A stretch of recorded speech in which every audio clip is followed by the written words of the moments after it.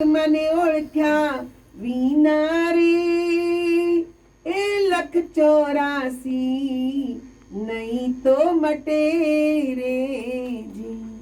ए जी तारी ब्रह्मणा ने भांग्या वीना रे हे भावना फेरा नहीं तो टळे रे जी। क्या कहा कि तूने अपनी आत्मा को नहीं पहचाना तो 184 के फेरे से तू मुक्त नहीं हो पाएगा। तेरे अंदर जो भ्रम है, तेरे अंदर जो शंकाएं हैं, वो शंकाएं दूर नहीं होगी। उसको दूर करना है तो तू स्वयं अपनी आत्मा को पहचान, अपनी आत्मा को जान। और वही मीराबाई कहती है कि जिन्होंने आत्मा को जाना वह अगर बगुले की वृत्ति वाला है तो हंस वृत्ति धारण कर लेगा। और बगले की वृत्ति क्या है? बगला देखो पानी में रहता है, हंस भी उस पानी में रहता है, पर दोनों की खाने की रीत अलग है। हंस मोती को चुगता है और बगला मछली को खाता है। दोनों पानी में है, पर वो मोती चुग लेता है, मोती ढूंढता है, अंदर तह तक, पानी की तह तक, अंदर तक जाएगा और जहां मोती की शीप होगी उसको लेकर आएगा, खोलेगा और उसमें जो मोती है उसको खाएगा। पर बगला वो कहते कि पानी के किनारे वो एक टांग ऊपर खड़ी करके आंख बंद करके खड़ा रहता है, ध्यान करने का ढोंग कर रहा है आंख बंद करके। मछली को लगता है तो ध्यान में मस्त है, आराम से घूमती है पानी में। जैसे ही उसके पैर को मछली टच करती है, फट वो चोंच अंदर डालता है और निकल जाता है। तो ध्यान किसका कर रहा था? मछली का, भगवान का नहीं। तो हम ऐसे ही हैं, हम भक्ति का ढोंग करते हैं, ध्यान करने का हम ढोंग करते हैं। आंख बंद करके बैठ जाएंगे, क्या ध्यान हो गया? नहीं। ध्यान तो तब होगा जब आप वास्तव में अंदर विचार शून्य हो जाएंगे, दुनिया में क्या हो रहा है वो भी आपको पता न चले, तब आपका ध्यान हुआ। और ध्यान होने लगता है तब हमारे अंदर के दुर्गुण, काम, क्रोध, लोभ, मोह, अहंकार, ये 5 दुर्गुण और दुर्गुणों को खींच के लाता है। इसलिए संतों ने कहा ध्यान करने वाला इन 5 दुर्गुणों से मुक्त होता है। धीरे धीरे, हम ये नहीं कहते एक दिन में चेंज आ जाएगा, इसको चेंज करने में शायद पूरा जन्म लग जाए, पर परिवर्तन आता जरूर है।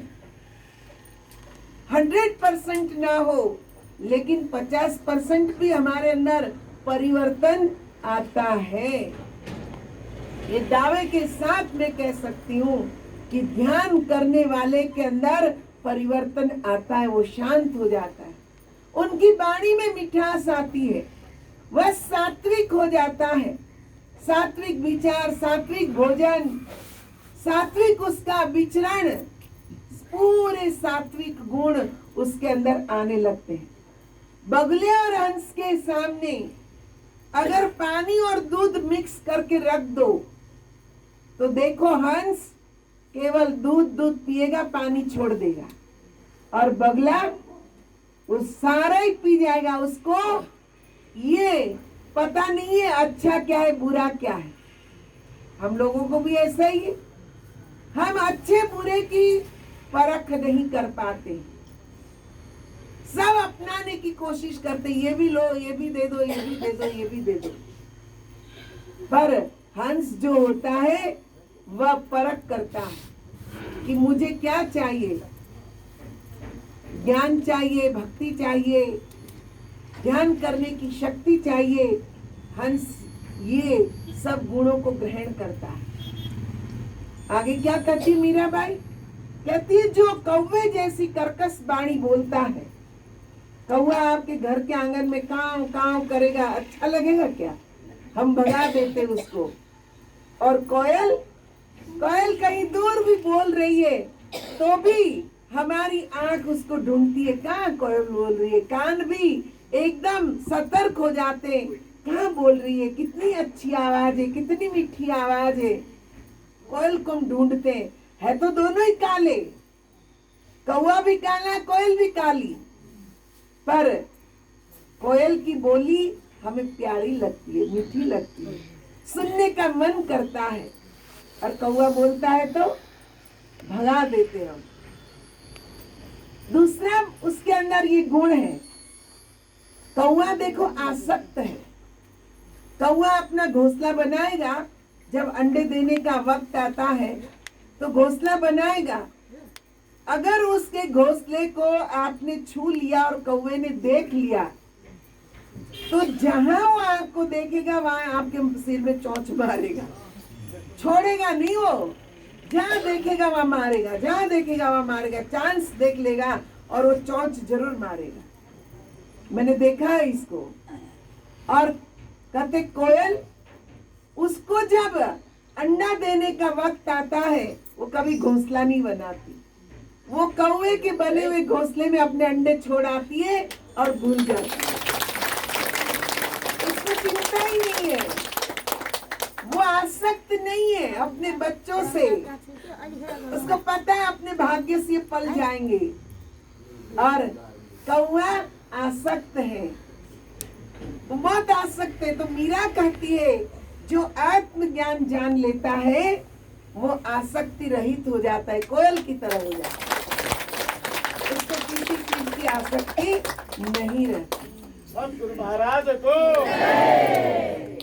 तीसरी बात मीरा कहती है कि एक वेश्या नारी और सती नारी है, दोनों स्त्री, दोनों महिला है, दोनों सुंदर हैं, पर कहते हैं कि वेश्या नारी जो है उसका मन भटकता रहता है ना, उसका मन कुकर्मों के अंदर भाग रहा है।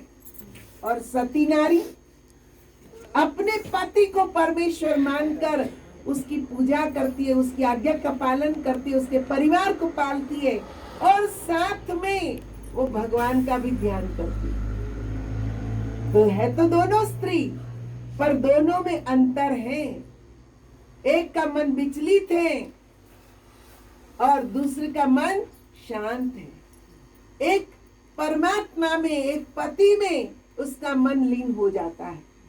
क्या ऐसे ही जो आत्मज्ञान जान लेता है उसका मन संसार में वेश्या नारी की तरह संसार में न भटक कर सती नारी की तरह वो अपनी आत्मा में स्थित हो जाता है, अपनी आत्मा को ही देखता रहता है, उसी में आनंद लेता रहता है, उसमें ही उसको आनंद आता है, संतुष्टि हो जाती है कि मुझे कुछ मिल गया, मुझे खजाना मिला। इतना कहते कि फर्क है। आत्मज्ञान जानने के बाद इतना परिवर्तन हमारे अंदर आ जाए तो समझ लेना कि हम सचमुच में आत्मज्ञानी बने। नहीं तो हमने देखा देखी भक्ति की और देखा देखी भक्ति का कबू न चढ़ सी रंग, उसका रंग कभी नहीं चढ़ता है। पर जो स्व में स्थित हो जाता है वो एक महान भक्त कहलाता है। तो हमें महान भक्त कहलाने की श्रेणी में आना है। अगर हमारी वृत्ति कौवे जैसी है, बगले जैसी है, तो हंस जैसी बनाए, कोयल जैसी बनाए, हम सती नारी की तरह एक निष्ठ हो जाए। मन भटकता रहेगा तो क्या मिलेगा। एक महात्मा जी बगीचे में चले गए और उन्होंने देखा एक भंवरा, वह गुंजायमान करता करता अनेकों फूलों पर बैठ रहा है, कभी चमेली के फूल पर, कभी गुलाब के फूल पर, कभी किसी फूल पर, सब फूलों पर बैठता है, उड़ जाता है, बैठता है, उड़ जाता है। वहां चंपा का फूल भी खिला हुआ था, पर चंपा के फूल के पास वो भंवरा नहीं गया। तो महात्मा जी को बड़ा आश्चर्य हुआ कि ये चंपा के फूल के पास तो जा ही नहीं रहा है। तो चंपा के फूल में कोई तो अवगुण है। उन्होंने चंपा के फूल से कहा, अरे चंपा, चंपा तुझ में 3 गुण, रूप, रंग और बास, पर अवगुण तुझ में कौन सा जो घोरा न आवे पास। काहे चंपा, तेरे में सारे गुण है, रूप भी है, रंग भी है, सुवास भी है, पर अवगुण ऐसा कौन सा है जो ये भंवरा तेरे पास नहीं आता। तब चंपा ने कितना सुंदर जवाब दिया। चंपा का फूल कहता है, अरे महात्मा जी, आपने ठीक कहा। महात्मा जी, मुझ में 3 गुण, रूप, रंग और बास, लेकिन जगह जगह के मीत को कौन बिठावे पास।